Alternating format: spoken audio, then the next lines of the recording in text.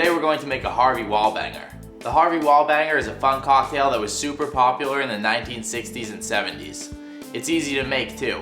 All you have to do is float Galliano on top of a vodka OJ. Instead of making the typical version though, we're going to make a modern version, where each ingredient is presented in different form, resulting in what I like to call a deconstructed Harvey Wallbanger.